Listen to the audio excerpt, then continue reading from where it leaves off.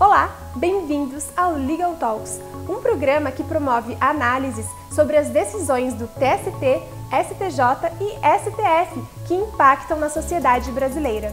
O Legal Talks é uma realização do Instituto Sociocultural Brasil-China Ibra-China, da Associação Paulista dos Empreendedores do Circuito das Compras APEC e da Comissão Especial Brasil-ONU Sebra-ONU.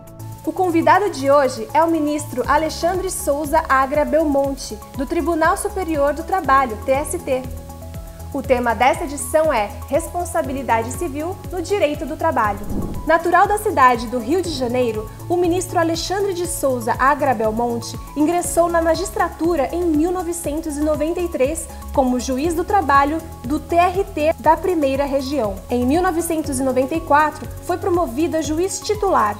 Tomou posse como ministro do TST em 2012 e atualmente integra a subseção 2ª da seção especializada em dissídios individuais e a 3ª turma. Integra o GAET, Grupo de Altos Estudos para a apresentação de propostas de alteração da lei trabalhista, desde 2019. Em 2016, o gabinete liderado pelo ministro recebeu 2 premiações do TST, a do gabinete que mais julgou processos no ano de 2016 e o 2º lugar entre os gabinetes que mais julgaram por processos recebidos no ano. Na área acadêmica, o ministro Belmonte graduou-se bacharel em Direito em 1981. É mestre em Direito das Relações Sociais e doutor em Justiça e Sociedade pela Universidade Gama Filho. Também é especialista em Direito Privado Aprofundado pela Universidade Federal Fluminense. Foi professor na Universidade Santa Úrsula, no Centro Universitário da cidade, na Unirio e na Unipac. É professor no IESB e professor visitante na faixa. Na FGV, coordena a área trabalhista do Exame Nacional da OAB. Belmonte é ministro da Academia Brasileira de Direito do Trabalho, da Academia Nacional de Direito Desportivo e membro honorário do Instituto dos Advogados Brasileiros. Também é ministro da Academia Ibero-Americana de Direito do Trabalho e Previdência Social, do Instituto Cesarino Júnior de Direito Social e cofundador da COP, para a prestação de orientação jurídica a comunidades carentes. Atua como conferencista no Brasil e no exterior, sendo autor de vários livros e inúmeros artigos jurídicos. O ministro será entrevistado pelos coordenadores do Legal Talks, Dr. Guilherme Caputo Bastos, ministro do TST e presidente da Academia Nacional de Direito Desportivo, ANDD. Dr. Paulo Feus, professor da PUC São Paulo, e o Dr. Thomas Lau, presidente do Ibra-China e da Sebra-ONU. Olá a todos, dou as boas-vindas para mais um programa Legal Talks. Legal Talks tem a finalidade de analisar e refletir sobre decisões judiciais, decisões monocráticas e jurisprudências do TST, STJ e STF. Os nossos coordenadores do Legal Talks são ministro Guilherme Caputo e professor Paulo Feus. Assim, desde já passo a palavra para o nosso coordenador, ministro Guilherme Caputo, e também dou as boas-vindas ao nosso convidado, o ministro Belmonte. Boa tarde a todos, aos nossos ouvintes. Boa tarde, presidente Thomas. Boa tarde, professor Paulo Feus. O nosso convidado de hoje é, sem favor nenhum, dos ministros mais brilhantes do Tribunal Superior do Trabalho. É juiz de carreira, iniciou no Rio de Janeiro, há alguns anos atrás, e galgou a sua promoção ao Tribunal Regional do Trabalho e hoje abrilhanta o Tribunal Superior do Trabalho. E Sua Excelência também comunga do mesmo gosto dentre as ciências jurídicas, o mesmo gosto que o meu, que ambos abraçamos o direito desportivo também como uma das ciências a ser estudada, a ser debatida, a ser refletida, assim como também o Dr. Thomas e o professor Paulo Feus. De forma que, ministro Belmonte, seja muito bem-vindo. O presidente Thomas já inseriu, contextualizou a nossa a nossa reflexão que fazemos nessa aula. Eu gostaria de iniciar com Vossa Excelência pedindo que conceituasse a responsabilidade civil, né? E só fazendo um adendo, a formação do ministro Alexandre foi muito forte no início da sua carreira profissional na área do direito civil, quizá hoje não esteja até mais qualificado que todos nós ante a guinada que o direito do trabalho deu para uma área contratual, né? Estamos voltando à era do que já fomos algum dia para trás. Então, ministro Alexandre, vamos contextualizar a responsabilidade civil. E eu gostaria, sim, de iniciar pedindo a Vossa Excelência que conceituasse responsabilidade civil, né? De que modo ela se pode observar no mundo jurídico, e nos falasse também o que significa essa responsabilidade civil para o empregador em termos de competência. A palavra é de Vossa Excelência. Inicialmente, cumprimento o presidente Thomas Ló, cumprimento o ministro Caputo, sempre gentil em suas palavras, cumprimento também o professor Paulo Feus, parabenizo o Instituto Ibrachina por essa iniciativa de promover este evento. O ministro Guilherme me indaga a respeito da responsabilidade civil em termos de conceituação e como que isso poderia se vincular em relação ao empregador. É muito comum imaginar que responsabilidade civil é o dever de indenizar. Então, normalmente, o que se pensa é isso, né? Responsabilidade seria atribuir a alguém alguma coisa, e responsabilidade civil, juridicamente, né, se diz que é o dever de indenizar. Mas não é bem isso. Responsabilidade civil ela é uma espécie de relação jurídica. Assim como a obrigação é uma espécie de relação jurídica entre credor e devedor em torno de uma prestação de dar, restituir, fazer e não fazer, a responsabilidade civil também é uma espécie de relação jurídica. Agora, ela é uma relação jurídica muito interessante porque ela não decorre necessariamente do descumprimento de uma obrigação.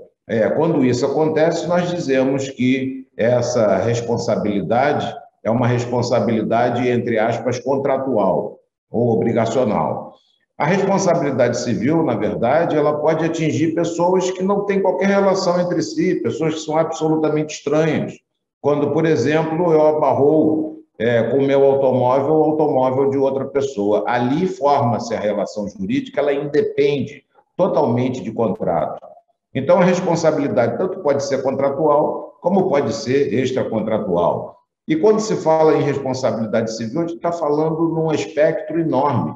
Eu posso pensar em responsabilidade do juiz, responsabilidade do advogado, responsabilidade do médico, que são as responsabilidades denominadas profissionais. Eu posso pensar em responsabilidade por ramo, então a responsabilidade civil, a responsabilidade trabalhista, a responsabilidade penal. Posso pensar na responsabilidade de alguém no processo, aí eu já falo em responsabilidade processual, responsabilidade do fabricante, né, do produtor ou do comerciante em relação ao consumidor. Então, a responsabilidade, na verdade, ela permeia todos os ramos do direito, até no direito de família, quando nós pensamos em responsabilidade dos pais, o direito das sucessões, o direito empresarial, a responsabilidade realmente está em todo lugar. Em termos de conceito ou definição, eu poderia, então, dizer que responsabilidade civil é a relação jurídica que consiste na atribuição do dever ou de reparar ou de compensar o dano patrimonial ou o dano extrapatrimonial. Se for uma reparação, é o dano patrimonial, ou seja, quanto é para consertar teu para-choque. Agora, se for o dano extrapatrimonial, a coisa fica mais complicada. Quanto é para consertar sua honra, fica difícil. E aí eu preciso de uma compensação e não de uma reparação. Mas então é a relação jurídica que consiste nesse dever de reparar ou compensar o dano patrimonial ou extrapatrimonial causado à pessoa, né? Se for extrapatrimonial, ou ao patrimônio do ofendido, pelo ofensor ou então por uma pessoa, por um animal, por uma atividade ou por uma coisa que esteja sob sua guarda ou domínio. Cai um vaso do parapeito de um prédio e atinge uma pessoa, nesse caso é a responsabilidade pela coisa. Se o cachorro ele foge e morde uma pessoa, é responsabilidade pelo fato do animal. Se é um menor que causa um determinado prejuízo, o pai responde por ele. Ou se é uma atividade que alguém desempenhe, nesse caso também a pessoa que comanda essa atividade, que pode ser uma atividade empresarial, nesse caso também responde pelos danos causados e, no caso, então, pelo dever de indenizar por meio da reparação ou por meio da compensação. E quando se fala em responsabilidade trabalhista, nós estamos falando da responsabilidade que envolve o empregador em relação ao empregado ou o empregado em relação ao empregador por um descumprimento de obrigação trabalhista ou algo correlato. Mas, falando assim, fica parecendo que a responsabilidade trabalhista ela envolve apenas empregador e empregado, e não é isso. Em termos de competência, a Constituição atribui competência à Justiça do Trabalho para as relações de trabalho, onde o trabalhador presta um serviço de natureza pessoal. Então, toda vez que o trabalhador prestar um serviço de natureza pessoal, quer seja ele empregado, quer não seja empregado, a competência da Justiça do Trabalho e a competência da Justiça do Trabalho se estende à responsabilidade civil, como, aliás, consta da Constituição, que ela é competente para examinar e decidir os conflitos decorrentes das relações de trabalho que envolvam danos materiais ou então os danos espirituais ou sentimentais, que são denominados danos morais. Mas podemos ir além ainda, porque, na verdade, essa responsabilidade, por vezes, alcança terceiros que estão fora da relação ou até fora do processo, né? Se processo existir. Por exemplo, a empresa chamada terceirizada, a prestadora de serviços.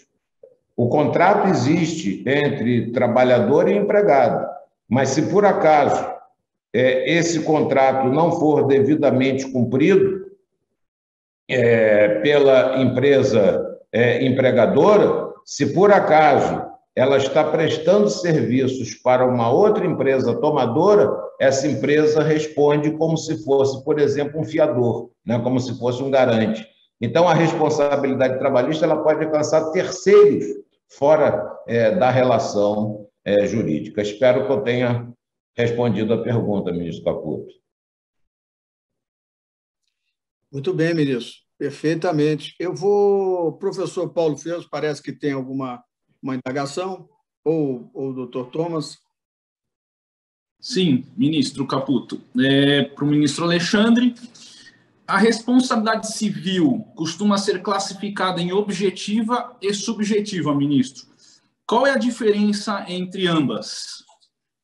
A responsabilidade subjetiva é aquela responsabilidade, essa relação jurídica decorrente do dever de indenizar, fundada na culpa, né? E por isso nós dizemos que a responsabilidade é subjetiva, porque envolve não o fato, mas sim o ato praticado por determinada pessoa. Se esse ato for um ato culposo ou doloso, que é o ato ilícito, e causar prejuízo a outra pessoa, nesse caso, esse prejuízo precisa ser composto sob a ótica da responsabilidade. Então, é uma visão da responsabilidade de natureza subjetiva. O Código Civil de 1916, Código Civil Brasileiro, de 1916, que foi gestado pelo Clóvis Bevilacqua, sob o regime liberal e à luz do Código francês, ele previa tão somente a responsabilidade subjetiva ou a responsabilidade fundada na culpa. E somente por exceção é que nós tínhamos hipóteses de responsabilidade sem indagação de culpa. Então, isso acontecia quando o filho praticava um determinado ato e o pai respondia por ele, quando o empregado praticava um determinado ato e o empregador, ato danoso, né? E o empregador respondia pelo empregado, ainda que tivesse depois ação regressiva, quando o tutor ou o curador causavam determinados prejuízos, quando os tutelados e curatelados praticavam um ato danoso, o tutor e o curador, nesse caso, respondiam, e o passar do tempo foi demonstrando que algumas atividades eram atividades perigosas e que, independentemente de culpa, ensejavam a caracterização da responsabilidade. Então, com o passar do tempo, outras hipóteses foram sendo acrescentadas por leis específicas, caso, por exemplo, de energia nuclear e outras situações mais, ensejando a responsabilidade objetiva, mas que era a responsabilidade fundada no fato e não a responsabilidade fundada no ato. Mas como o Código Civil, a não ser para esses casos específicos, ele não previa a responsabilidade sem culpa, neste caso, então, a doutrina da época anterior, a Constituição de 1988, engendrou a ideia da responsabilidade presumida. Então, essa responsabilidade com culpa presumida, ela fazia, às vezes, da responsabilidade objetiva.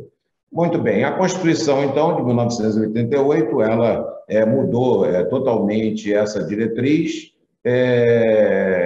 admitindo a responsabilidade objetiva, que nós já tínhamos vários casos previstos em lei. Responsabilidade objetiva essa que, então, foi regulamentada pelo Código Civil de 2002, onde no artigo 927, no parágrafo único, existe essa previsão.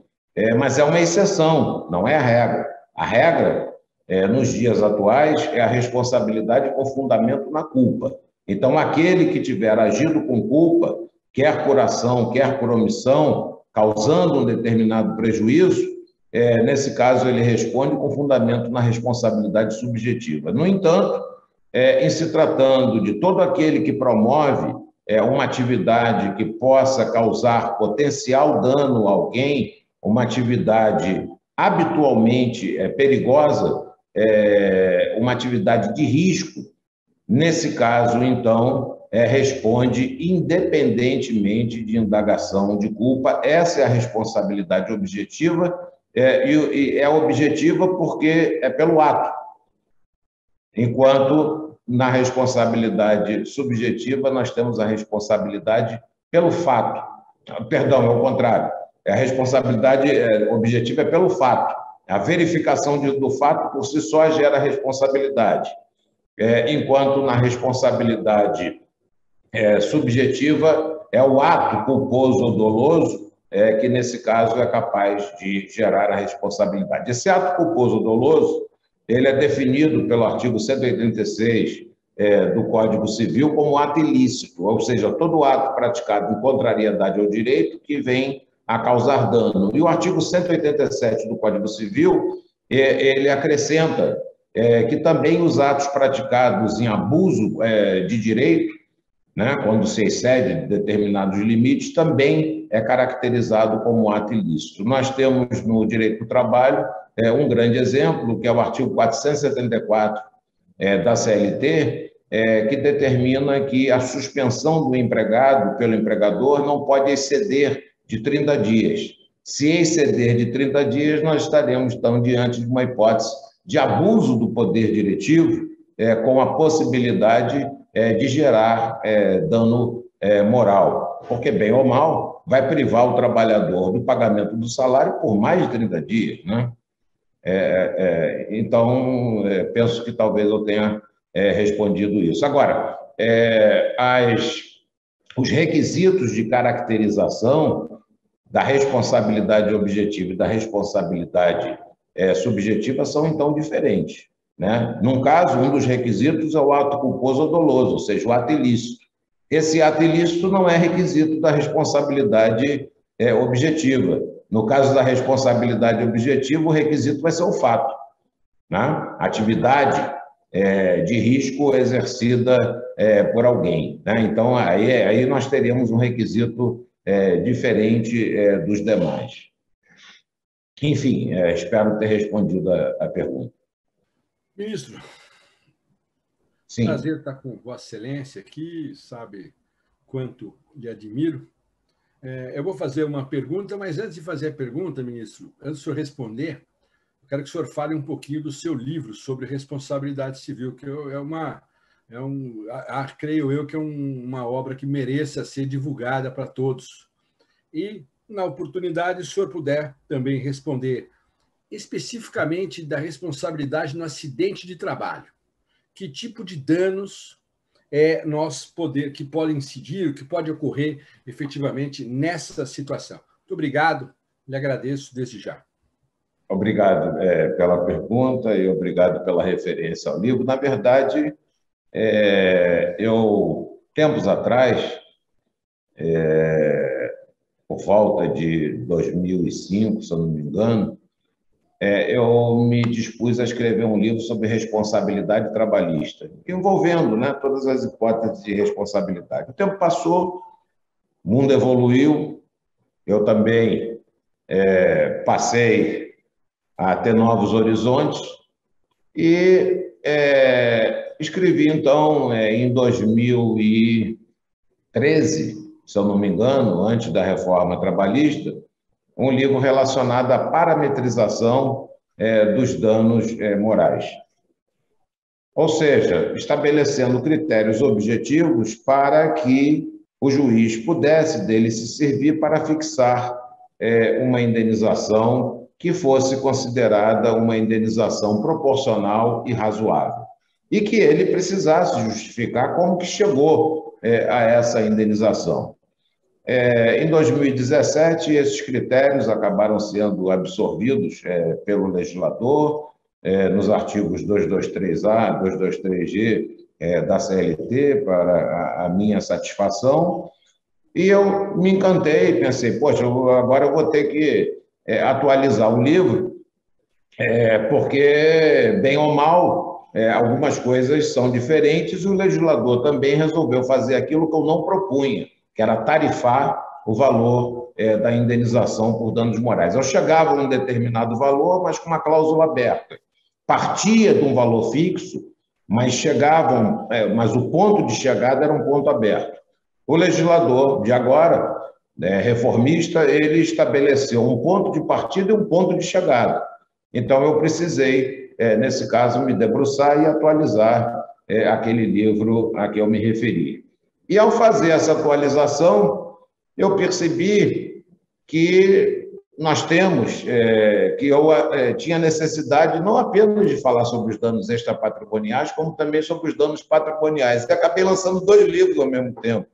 Um sobre danos patrimoniais, a reparação deles, né, o método de reparação, inclusive, o que é responsabilidade civil, etc. Tal, como é que ela se classifica, natureza jurídica dela, princípios aplicáveis, as excludentes, né, de caracterização ou do nexo causal, e, finalmente, a questão da liquidação em se tratando dos danos emergentes e dos lucros cessantes.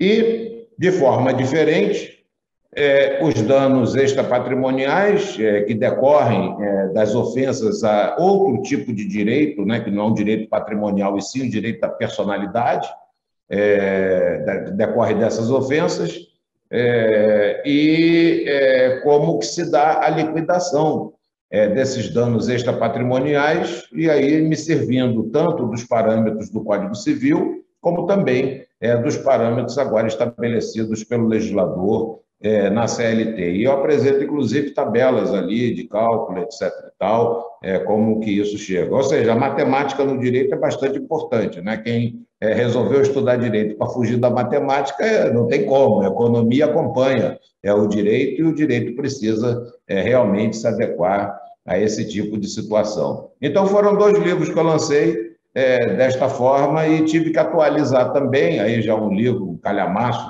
tem quase 2.000 páginas, né? De instituições civis no direito do trabalho. O de danos extrapatrimoniais e de danos patrimoniais, que eu lancei em 2020, ele está na 2ª edição. O dos danos patrimoniais, na verdade, corresponderia à 5ª edição do antigo livro que eu escrevi em 1984, se eu não me engano, sobre dano moral. O ministro Caputo também tem um livro sobre dano moral que ele me pediu, me deu a honra de fazer o prefácio.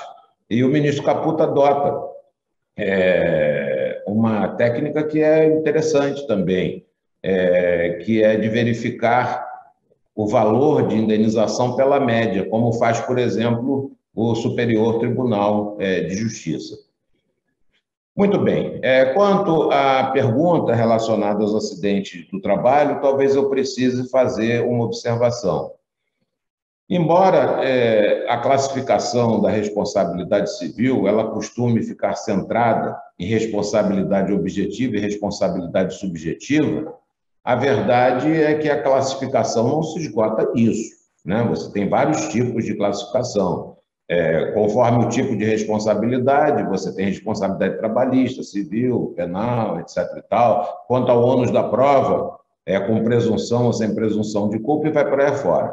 Mas, de qualquer maneira, quanto à natureza, não existe apenas responsabilidade pelo risco e responsabilidade com fundamento na culpa, ou seja, responsabilidade objetiva e subjetiva. Na verdade, nós temos 2 outros tipos de responsabilidade. O terceiro tipo de responsabilidade é a responsabilidade mista, porque nada impede que a atividade seja de risco e o empregador, ainda por cima, haja com culpa. Então, nós temos um misto de responsabilidade objetiva com responsabilidade subjetiva, como pode acontecer também do empregado se conduzir desta maneira. Então, responsabilidade mista é isso, é aquela que mistura a objetiva com a subjetiva. Talvez, para dano moral, seja interessante verificar que, independentemente de não requerer culpa para a caracterização do dano, o fato do empregador ter agido com culpa é relevante. Então, digamos, trata-se de uma atividade onde o camarada trabalha no 20º andar, no Jaú, limpando vidraça. E porque o empregador é uma atividade que é de risco. Ela não gera adicional de periculosidade, porque não está previsto em lei, mas, evidentemente, é uma atividade de risco. Pode bater vento, aquele troço balançar, o sujeito cair, e, para isso, você tem os equipamentos de proteção. Digamos que o empregador, apesar dessa responsabilidade objetiva, não entrega, não disponibiliza para o empregado os equipamentos de proteção. O troço balança e cai. E o empregado cai porque ele não está seguro pelo cinto de segurança e outras situações mais. Capacete não vai adiantar, né? Do 20º andar para baixo, o fornecimento do capacete é irrelevante. É bom para que não caia coisa de cima, pedras e outras coisas em cima dele, mas para efeito de não ter capacete, a decisão que diz que ele morreu porque não tinha capacete, é lógico que não é o caso. Ele morreu porque não tinha um cinto de segurança, né? Então, aí, nesse caso, o empregador que descuida do fornecimento de equipamentos de proteção, ele gera o acidente de trabalho, e, nesse caso, nós estamos diante de uma responsabilidade mista. E ainda temos uma outra responsabilidade, que essa quase ninguém fala a respeito, que é a responsabilidade preventiva. E nós temos vários exemplos de responsabilidade preventiva. A responsabilidade preventiva é uma responsabilidade interessante porque ela independe de dano. Porque geralmente você pensa o seguinte, tem dano, tem responsabilidade, não tem dano, não tem nenhum. Então eu bato no carro de alguém, né? Aí vou olhar lá fora, não aconteceu nada com o carro do sujeito nem com o meu. Né? Foi um choque pequeno, não amassou nada, não estragou pintura, nada disso aconteceu. Os dois motoristas entram no seu carro e seguem em frente. Nada aconteceu, então você não tem responsabilidade. Mas a responsabilidade preventiva é interessante porque ela independe de dano. Então, mesmo que o dano não seja produzido, ainda assim você tem responsabilidade de ter que indenizar. Vou dar um grande exemplo de uma situação que o ministro Caputo conhece e que ele certamente decide praticamente todos os dias, não todos os dias, mas em todas as sessões, é o caso do gerente de banco que porta numerário, né? De uma agência para outra. Então, colocar o gerente de banco, que não é vigilante, que não está armado, que não foi treinado para aquilo, para ficar carregando dinheiro na rua, nos tempos violentos de hoje, é deixar o camarada numa situação bastante aflitiva. E nós nos deparamos com casos em que, além do fato do camarada carregar de portar o dinheiro, o que já ensejaria indenização por danos morais, o camarada, às vezes, ainda é assaltado. Eu julguei no outro dia um caso que o sujeito foi assaltado 7 vezes, ficou com síndrome do pânico, não consegue sequer sair de casa. E está com esse trauma psicológico devidamente comprovado, inclusive por perícia. Não apenas perícia médica, mas perícia também de verificação local. Então, são traumas, né, que a pessoa pode adquirir. Então, você veja bem, nós estamos aí diante de um caso de responsabilidade preventiva. Independentemente do sujeito ser assaltado, o simples fato de expô-lo a esse risco, né, nesse caso, gera indenização. E aí vocês vão me perguntar, mas não existe lei prevendo essa hipótese? Tem sim, está lá na Constituição. A Constituição diz o seguinte, que é direito fundamental do trabalhador a redução dos riscos inerentes à saúde e segurança do trabalho. Então, a responsabilidade preventiva está prevista na própria Constituição, ensejando danos pela ofensa a direitos da personalidade, ensejando indenização pela ofensa aos direitos da personalidade, independentemente de dano. Um outro exemplo, contestado, né? Eu sei que eu vou entrar numa área tormentosa e atormentadora, como dizia o ministro Dall'Asen, que é o artigo 45 da Lei Pelé, que determina que o atleta não pode entrar em campo, em disputa, se por acaso não tiver seguro de vida e de acidentes pessoais. E está lá escrito, para prevenir os riscos da atividade. Então, olha aí a responsabilidade preventiva, né, estabelecida na própria lei, né? Na própria lei infraconstitucional, além da constitucional. Então, são apenas exemplos para demonstrar que nós temos, na verdade, 4 tipos de responsabilidade: objetiva, subjetiva, responsabilidade mista e responsabilidade preventiva. No outro dia, num evento com o ministro Fux, ele e a ministra Peduzzi, o ministro Fux dizia que, em razão da hipossuficiência do trabalhador, que o STF teria decidido pela responsabilidade objetiva, em todos os casos. A leitura que eu fazia da decisão do Supremo era um pouco diferente. Eu entendi que cabia a responsabilidade objetiva também, mas não foi o que disse o presidente, o ministro Fux, naquela oportunidade. Eu talvez tenha que rever aquela decisão para poder entender realmente o exato alcance dela. Tá? Há países que realmente se pautam pela responsabilidade objetiva, inclusive com transferência do ônus da prova para o empregador diante de dificuldades que o trabalhador possa ter, principalmente se tratando de acidente de trabalho. Bom, acidente de trabalho ele diz respeito não apenas aos infortúnios típicos, né? Quebrar uma perna, falecer, outra questão qualquer relacionada à integridade física, às vezes resultar disso aí, o sujeito ficar claudicante, e também as doenças ocupacionais, né? Doenças do trabalho e doenças decorrentes do exercício daquela típica profissão. Você que trabalha com amianto sabe que vai ter câncer.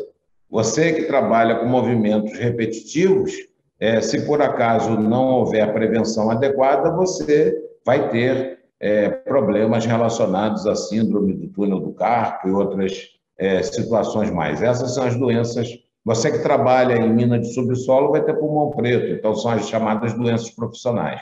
Agora, tem outras doenças que decorrem do exercício do trabalho, ainda que você não avalie que elas possam causar dano. Então, tanto os acidentes típicos como as doenças profissionais e as concausas, elas são definidas, então, como acidentes do trabalho. Concausa é aquela causa que vem a se somar a uma causa existente para a caracterização de um dano, né?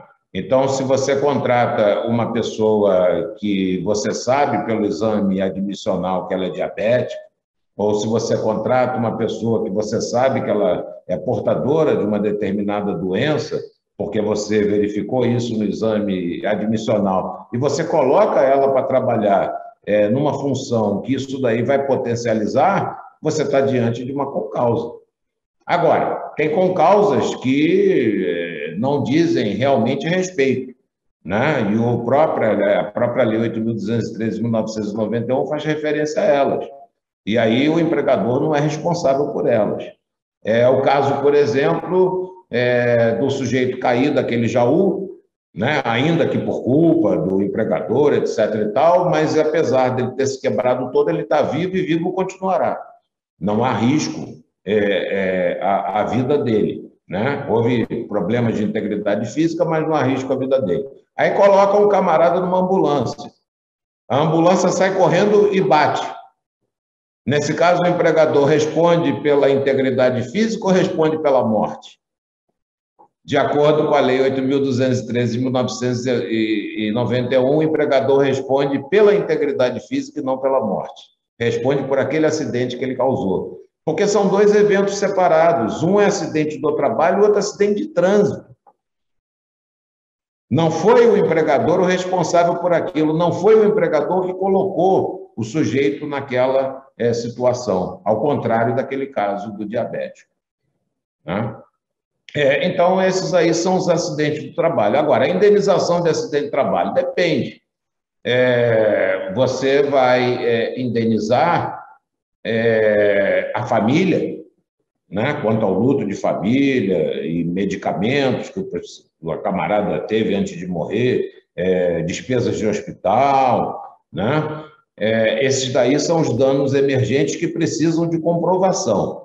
Então, são danos que a gente chama de patrimoniais e que muita gente chama de material, né? Ok. Além desses danos, nada impede que você ainda tenha que indenizar materialmente o cônjuge, que dependia do salário daquele camarada que faleceu, e outras pessoas que dependessem do salário daquele camarada, né? Então, você vai estar aí diante do chamado lucro cessante, ou seja, aquilo que corresponderia a uma despesa que você pode imaginar de imediato devida e que teria devida a outras pessoas. E até aí tudo bem. Só que você também pode ter, além disso, a incidência de um dano moral, pela ausência da pessoa querida, né? E que atualmente a jurisprudência, inclusive do STJ, diz que vai até o 4º grau, até o sobrinho está dentro do núcleo familiar, né? De afinidade. Então, esse é o dano moral. O dano moral aí já é o dano sentimental pela perda da pessoa que você estimava, pela qual você tinha carinho e que você vai sentir. A gente sente a falta de um pai, a gente sente a falta de uma mãe e a gente sente muito mais a falta de um pai, a falta de uma mãe, quando a gente sabe que essa pessoa foi... a vida dela foi extirpada e poderia não ter sido, e foi extirpada por um ato de uma outra pessoa.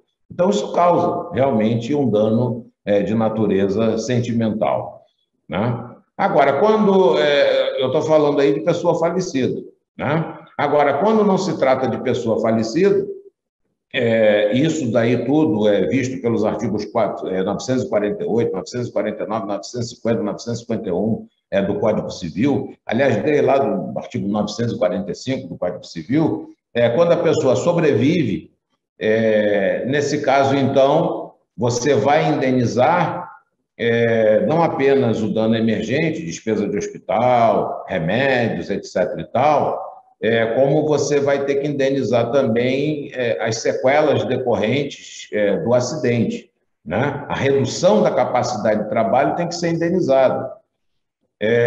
Da mesma forma, tem que ser indenizada a inabilitação completa. Se for redução da capacidade, você vai indenizar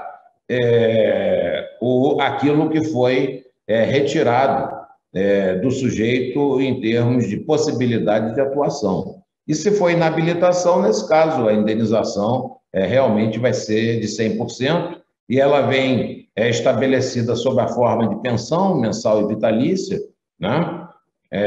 Não adianta da pessoa viva você limitar a 72 anos, que é a média de vida do brasileiro, né? Você não vai limitar 72 anos porque a pessoa está viva, ela pode chegar aos 90, né? Você limita 72 anos quando se trata de pessoa falecida. Aí sim você estabelece essa média.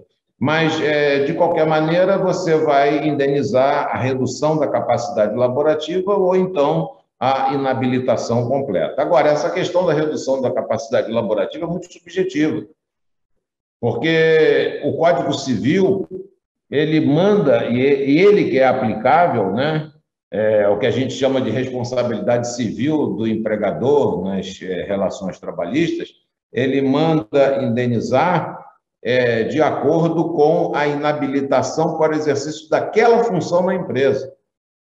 Então, o fato do camarada ter uma redução de 40%,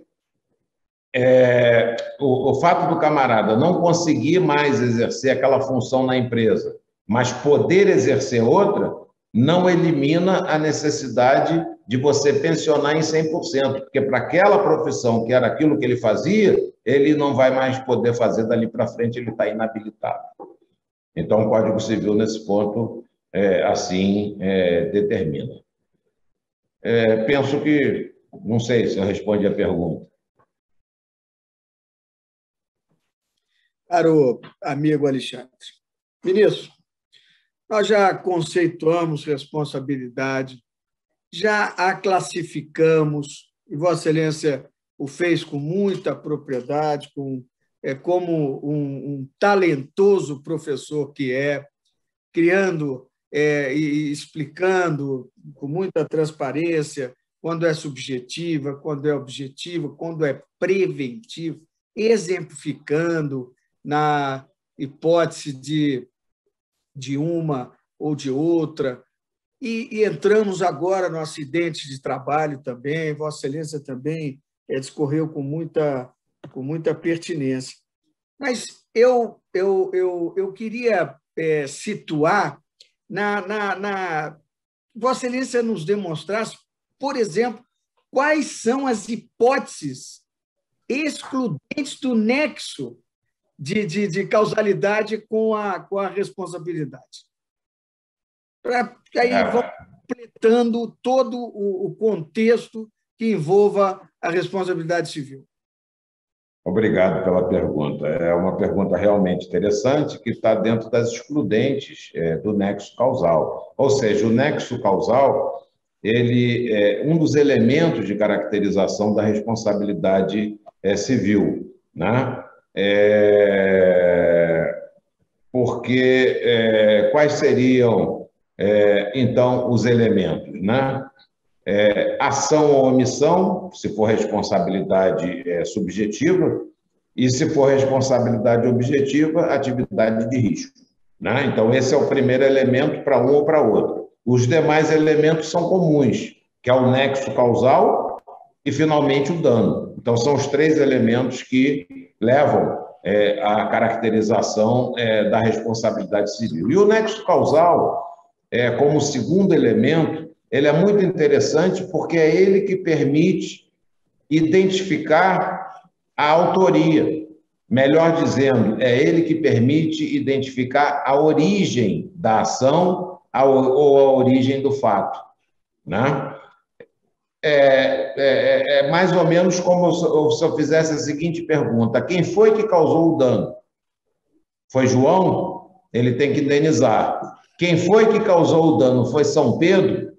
São Pedro não tem que indenizar, a não ser naquelas hipóteses previstas em lei. Isso quer dizer o seguinte, é que nada impede que o dano ele seja ocasionado não pela ação de uma pessoa ou por uma atividade que esteja sendo desenvolvida, mas sim por um caso fortuito ou por um caso de força maior, que são essas excludentes que fazem romper o nexo causal.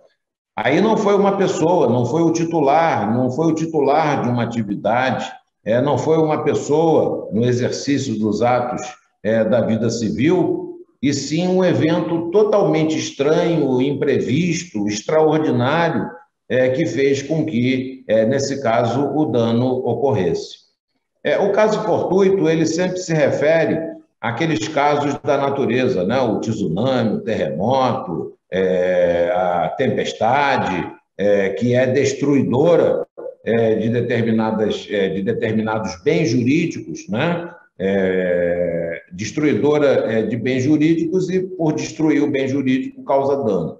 É lógico que nós temos casos fortuitos que não destroem, e sim constroem, ou seja, que não são extintivos de direito, e sim casos fortuitos que são aquisitivos de direito, né? Não sei, todo mundo lembra aqui do banco escolar, universitário, seja lá como for, daqueles institutos da avulsão, do aluvião, né? Do alvo abandonado, né? Que você pode, às vezes, ter uma porção de terra que é desprendida do vizinho ribeirinho e vai parar lá no teu terreno. Então, você, do dia para a noite, ganhou uma porção de terra enorme. A aquisição é de direito. É lógico, você vai ter que indenizar o vizinho, né? Apesar de tudo. Mas, de qualquer maneira, você pode vir a se tornar titular de um direito. Como pode acontecer também a modificação de direitos por conta do caso fortuito. Mas é sempre um fato da natureza extraordinário e imprevisível. Mas a gente tem que tomar cuidado com esse fato. Extraordinário e imprevisível em relação à dinâmica daquela relação jurídica. Porque se ele não for imprevisível em relação à dinâmica daquela relação jurídica, você vai ter um caso fortuito interno e não um caso fortuito externo. E esse caso fortuito interno, ele não isenta de responsabilidade. Então, isso se você tem um empregado que ele, então, o trabalho dele é dirigir em estrada para cumprir lá uma determinada tarefa, é lógico que a atividade de direção é uma atividade de risco, né? Você está passando por um sinal aberto, verde, nada impede que uma pessoa avance o sinal e colida com você e ceife a tua vida, né? Tanto é uma atividade de risco que o artigo 735 do Código Civil estabelece que, em se tratando de transporte de passageiro, nem o fato de terceiro elide a responsabilidade. Então, isso está previsto no Código Civil. Se é assim para as relações civis, tem que ser assim também para as relações trabalhistas, e até com mais razão, porque é aquele camarada profissional que fica o dia inteiro fazendo aquilo, né? Não é o consumidor que entrou no ônibus, que entra num ponto e sai no outro. ou que entra num lugar e sai no outro. Não, é aquele trabalhador que todo dia faz aquilo, ou seja, todo dia se expõe a um risco muito maior do que o passageiro. Muito bem. Então, o cara está dirigindo, furou um pneu, ele dirigindo, o carro capotou e ele se quebrou todo, o empregador tem que indenizar, porque foi ele que submeteu aquele trabalhador àquele tipo de atividade. Isso é uma coisa que é previsível, né? O chamado fortuito interno, está dentro da dinâmica da relação jurídica, o cara poder passar mal, o pneu furar, o freio acabar, tudo isso está dentro da previsão. Agora, se o cara está dirigindo, vem um raio, abre uma cratera na estrada e o sujeito cai lá dentro, ou então vem um raio e acaba com a ponte na hora que o sujeito vai passar pela ponte, aí o empregador não tem responsabilidade nenhuma, porque isso é totalmente estranho à dinâmica da relação jurídica. Então, precisamos fazer essa distinção em se tratando do caso fortuito. A mesma coisa a força maior. A diferença do caso fortuito para a força maior é que a força maior é provocada sempre por um evento humano que você não tem condição de evitar, né? Dizer que é imprevisível é complicado, mas você não tem condição de evitar. A greve para o direito do trabalho, ela não é um fato extraordinário, né? Está dentro da previsibilidade.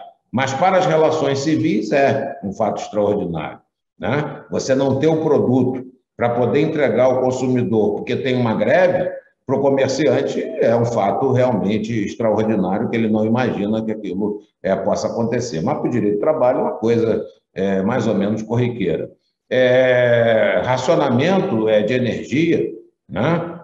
Falta de luz, que pode atrasar serviços e outras coisas mais, nós estamos diante de um caso de força maior. E tivemos agora, há pouco tempo, aí a força maior da mesma maneira, ela pode ser interna ou externa. O fato de terceiro também pode ser interno ou externo, né? O fato de terceiro também é excludente, porque foi terceiro que causou o dano e não a própria pessoa. Nós tivemos agora, e ainda estamos passando por isso, aliás, estamos aqui à distância exatamente por isso, fomos atingidos por essa pandemia e por essa situação muito aflitiva pela qual nós estamos, essa situação que nós estamos vivendo no momento.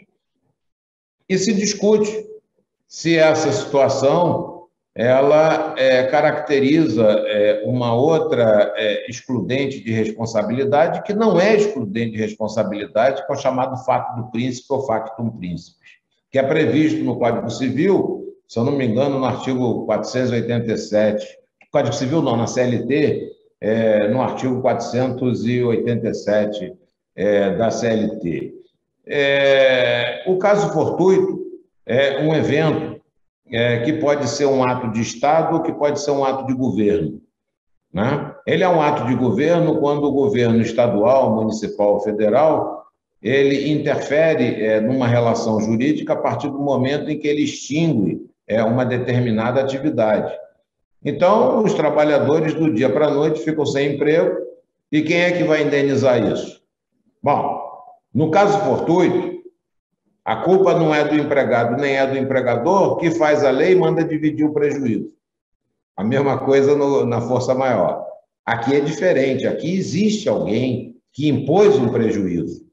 E esse alguém que impôs um prejuízo, que foi em benefício da sociedade, por exemplo, desapropriou para fazer ali uma praça pública, não é justo que aquele camarada, que foi o desapropriado, ele vai pagar sozinho pela benesse que vai ser concedida à sociedade com aquela praça pública. E, nesse caso, então, o legislador manda que essa pessoa indenize, não apenas o proprietário, como também os efeitos dessa desapropriação. Então, nós estamos aí diante do caso fortuito por ato de governo. Mas pode ser caso fortuito por ato de Estado. Quando o Congresso, por exemplo, ele estipula uma lei, e nada impediria também que fosse o presidente da República, através de medida provisória, se é que possível, determinando, por exemplo, como aconteceu tempos atrás, a proibição dos bingos. Os empresários, né, alugaram imóveis ou compraram imóveis, fizeram contratos de trabalho, contratos de fornecimento e outras situações mais para aquela atividade funcionar. E aí o Congresso diz que está proibido, não pode ter mais bingo. Do dia para a noite, aquilo que era lícito se tornou ilícito. E, nesse caso, como é que fica o empresário? Né? Fica por isso mesmo? Ele tem que indenizar os trabalhadores que ele está despedindo? Não. Quem tem que indenizar é o Estado que provocou uma situação dessa natureza. Nós estaríamos diante, então, de um outro caso de fato do príncipe. Agora, o fato do príncipe pode ser interno ou pode ser externo. Ele é interno quando está dentro da dinâmica daquele negócio, né? Espera-se que aconteça. E ele é externo quando aquilo não é esperado. Até agora nós falamos do fato do príncipe externo, aquele que não está dentro da dinâmica da relação jurídica, mas pode ser interno. E, nesse caso, quem vai realmente responder por isso é o empregador. Por exemplo, o Ministério Público recebe uma determinada denúncia, faz a apuração e verifica que aquele prédio onde estão trabalhando lá os operários, ele está com risco de ruína, está com risco de desabar. E está com risco de desabar por falta de conservação do empregador. Aí vai e determina o fechamento do estabelecimento. Fechado o estabelecimento, tem que indenizar os trabalhadores. Quem é que vai indenizar? O empregador que deu causa àquela situação? O empregador não. Quem é que vai indenizar? O poder público? Mas se foi o empregador que deu causa à situação e não o poder público, esse fato do príncipe, que é um fato do príncipe interno, gera responsabilidade. Enfim, espero que eu tenha respondido a pergunta. Vossa Excelência, como que adivinhando, respondeu a um questionamento que seguramente ou eu, ou o professor Thomas, ou o professor Paulo Feus faríamos, a Vossa Excelência, que é uma das questões mais, para repetir o que o ministro Dallazen sempre disse nas suas reflexões, é uma questão das mais tormentosas e atormentadoras. Mas Vossa Excelência, mais uma vez, se situou com muita tranquilidade nessa diferenciação do que é o fato do príncipe, o factum príncipes, e a questão de força maior, ambas situadas com muita clareza nas normas da consolidação das leis do trabalho. Agradeço demais a participação. Foi uma dessas reflexões, professor Paulo Feus, né, professor de graduação, de mestrado e de doutorado. São aquelas aulas que a gente tem prazer em assistir, ou prazer de assistir, porque a compreensão ela é plena, e eu acho que isso é que os ouvintes, os alunos, ou quem quer aprender, mesmo que não seja rigorosamente da área do direito, mas uma aula como essa de responsabilidade civil é extremamente importante para todos. Eu agradeço demais a presença de Vossa Excelência. Como disse o presidente Thomas, quem sabe uma outra oportunidade, voltamos para tratar só da questão específica da questão da Covid, até para se saber aí onde é que vamos estar situando aí as questões trabalhistas, se na força maior, o fato príncipe, as decisões do Supremo e todo o imbróglio que já se formou em torno da matéria. Muito obrigado. Obrigado, ministro Alexandre. Obrigado, presidente. Ministro Alexandre. Agradecimento é meu. Agradecimento é meu, inclusive a paciência de me ouvirem em relação aos ouvintes que aqui estejam presentes também. Eu fico muito honrado. Eu fiquei, continuo com o convite feito. E além dessa questão da responsabilidade na Covid, temos outras mais.